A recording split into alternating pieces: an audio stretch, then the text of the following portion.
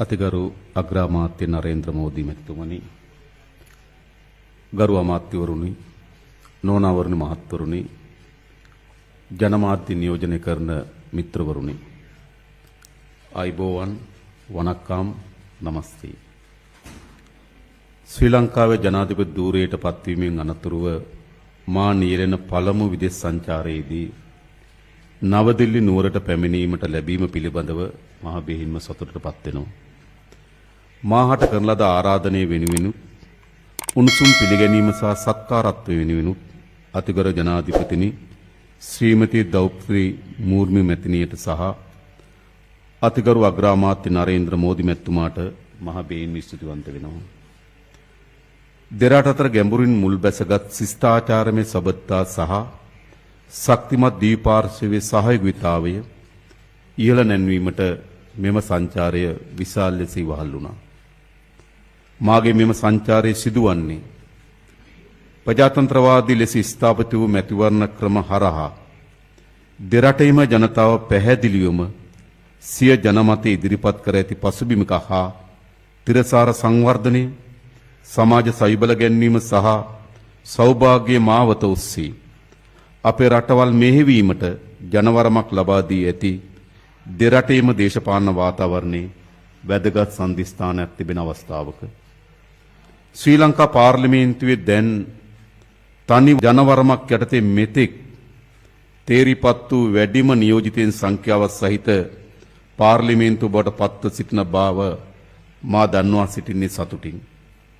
මාගේ නායකත්වයේ යටතේ ජාතික ජනබලවේගයට ශ්‍රී ලාංකේය ජනතාවගෙන් ලැබුණු මෙම අතිමහත් සහයෝගය ශ්‍රී ලංකා ඉතිහාසයේ ඓතිහාසික අවස්ථාවක් වෙනවා.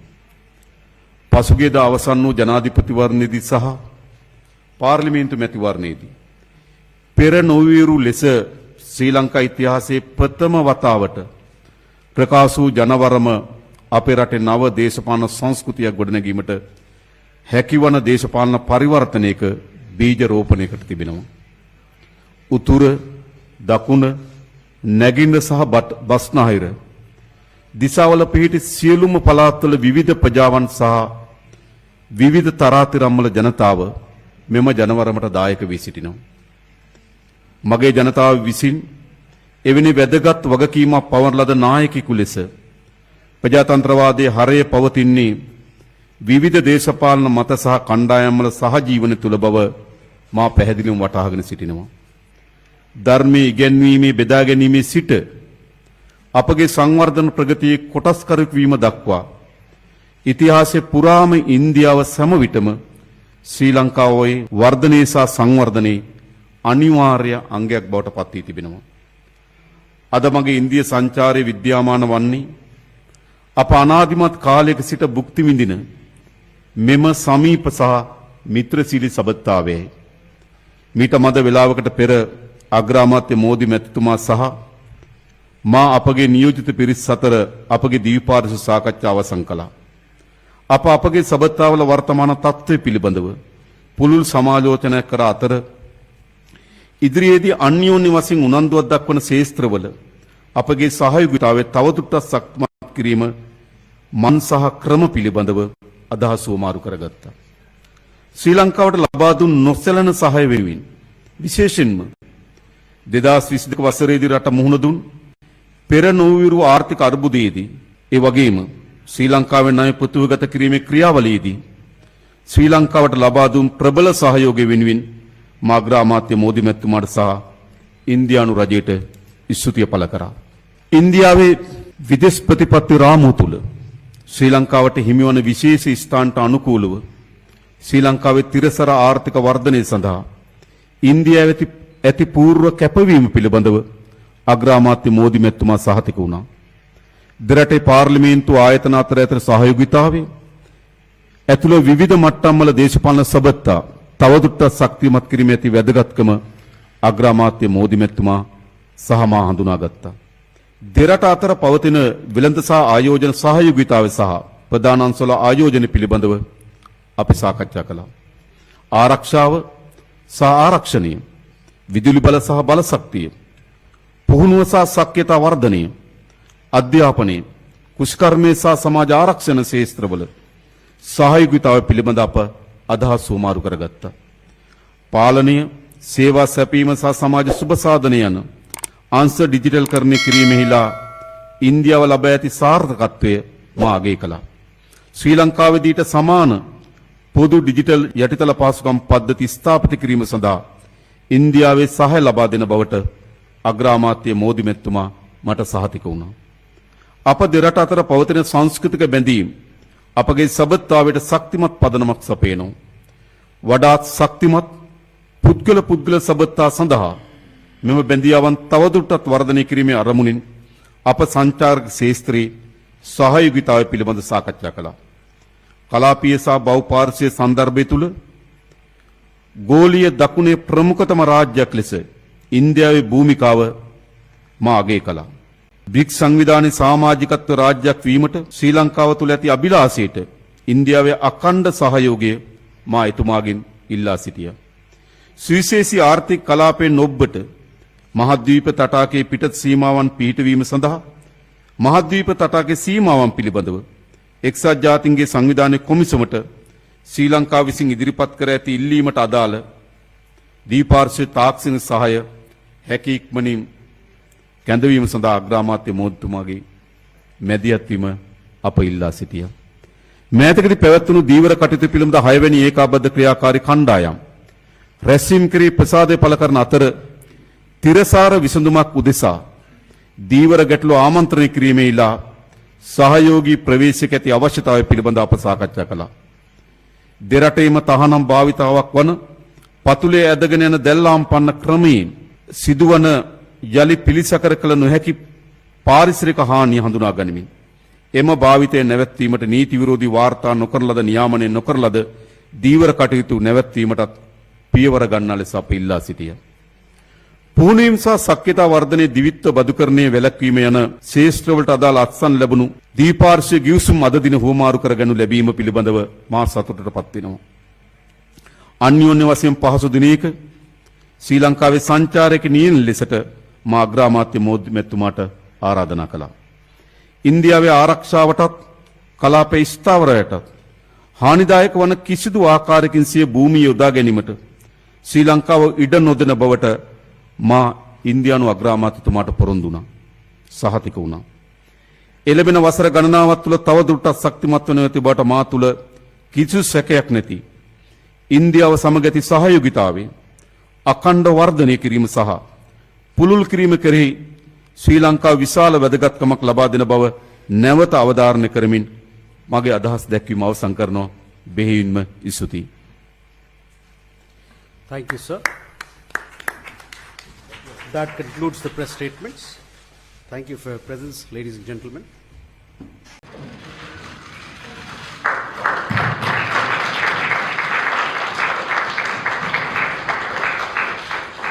Thank you, Minister.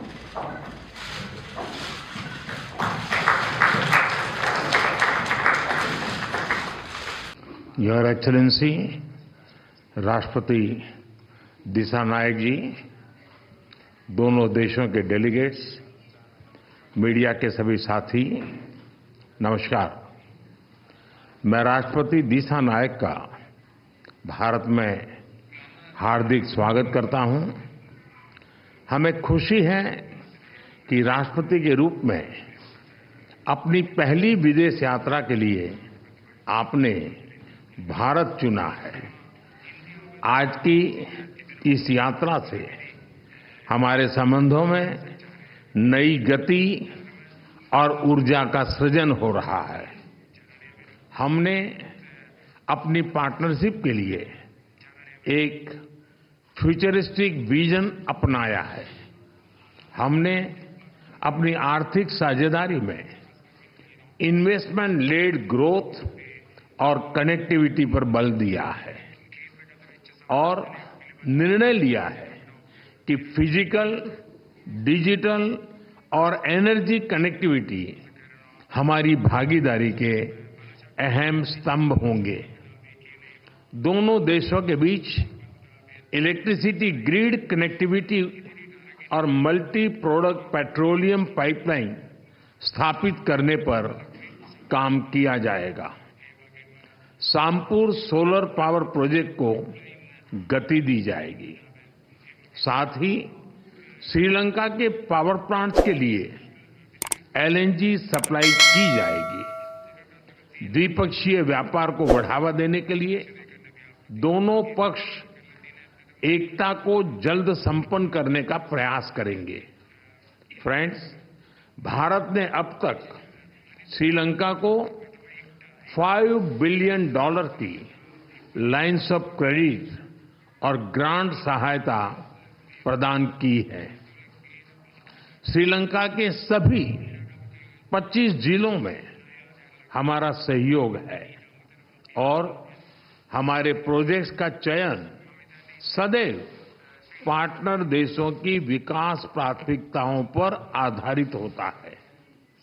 अपने विकास सहयोग को आगे बढ़ाते हुए हमने निर्णय लिया है कि माहो अनुराधापुरम रेलवे सेक्शन के सिग्नलिंग सिस्टम और कांके संथुराई पोर्ट के पुनरुद्धार के लिए ग्रांट सहायता दी जाएगी। शिक्षा सहयोग के तहत अगले वर्ष से जाफना और पूर्वी प्रांत के विश्वविद्यालयों में 200 छात्रों को मासिक छात्रवृत्ति दी जाएगी। अगले 5 वर्षों में श्रीलंका को 1500 सिविल सर्वेंट्स को भारत में प्रशिक्षण दिया जाएगा। हाउसिंग, रिन्यूएबल एनर्जी और इंफ्रास्ट्रक्चर के साथ साथ श्रीलंका में कृषि, डेयरी और फिशरीज के विकास के लिए भी भारत सहयोग देगा। श्रीलंका में यूनिक डिजिटल आइडेंटिटी, इस प्रोजेक्ट के लिए भी भारत भागीदारी करेगा। फ्रेंड्स, हम दोनों इस बात से पूरी तरह सहमत है कि हमारे सुरक्षा हित एक दूसरे से जुड़े हैं। हमने रक्षा सहयोग समझौते को शीघ्र अंतिम रूप देने का निर्णय लिया है। हाइड्रोग्राफी पर भी सहयोग की सहमति बनी है। हम मानते हैं कि कोलंबो सिक्योरिटी कॉन्क्लेव क्षेत्रीय शांति, सुरक्षा और विकास के लिए अहम प्लेटफॉर्म है। इसके अंतर्गत maritime security, counter terrorism, cyber security, तस्करी और ऑर्गेनाइज्ड क्राइम के खिलाफ लड़ाई, humanitarian assistance and disaster relief जैसे विषयों पर सहयोग बढ़ाया जाएगा। फ्रेंड, भारत और श्रीलंका के पीपल टू पीपल संबंध हमारी सभ्यताओं से जुड़े हैं। जब भारत में पाली भाषा को क्लासिकल भाषा का दर्जा दिया गया तो श्रीलंका में भी उसकी खुशी मनाई गई। फेरी सर्विस और चेन्नई जाफना फ्लाइट कनेक्टिविटी से पर्यटन को बढ़ावा मिला है और साथ ही हमारे सांस्कृतिक संबंधों को भी मजबूती मिली है। हमने निर्णय लिया है कि नागपतिनाम और कंके संथुराई फेरी सर्विस की सफल शुरुआत के बाद अब रामेश्वरम और तलाइमनार के बीच फेरी सर्विस शुरू की जाएगी। बौद्ध सर्किट और श्रीलंका के रामायण ट्रेल के माध्यम से पर्यटन की अपार संभावनाओं को साकार करने पर भी काम किया जाएगा। फ्रेंड्स, हमने मछुआरों की आजीविका से जुड़े मुद्दों पर भी चर्चा की। हम सहमत हैं कि हमें इस मामले में एक मानवीय अप्रोच के साथ आगे बढ़ना चाहिए। हमने श्रीलंका में रिकंस्ट्रक्शन और रिकंसिलिएशन पर भी बात की। राष्ट्रपति दिसानायक ने अपने समावेशी दृष्टिकोण के बारे में मुझे बताया। हम आशा करते हैं कि श्रीलंका सरकार तमिलों की आकांक्षाओं को पूरा करेगी और श्रीलंका के संविधान के पूर्ण इम्प्लीमेंटेशन और प्रोविंशियल काउंसिल इलेक्शन कराने की अपनी प्रतिबद्धता को पूरा करेगी। फ्रेंड्स, मैंने राष्ट्रपति दिशा नायक को आश्वासन दिया है कि श्रीलंका के विकास के लिए उनके प्रयासों में भारत एक भरोसेमंद और विश्वसनीय पार्टनर बना रहेगा। एक बार फिर मैं राष्ट्रपति दिशा नायक और उनके प्रतिनिधिमंडल का भारत में स्वागत करता हूं। मैं उनकी बोध गया यात्रा के लिए शुभकामनाएं देता हूं कि यह आध्यात्मिक ऊर्जा और प्रेरणा से भरपूर हो। बहुत बहुत धन्यवाद।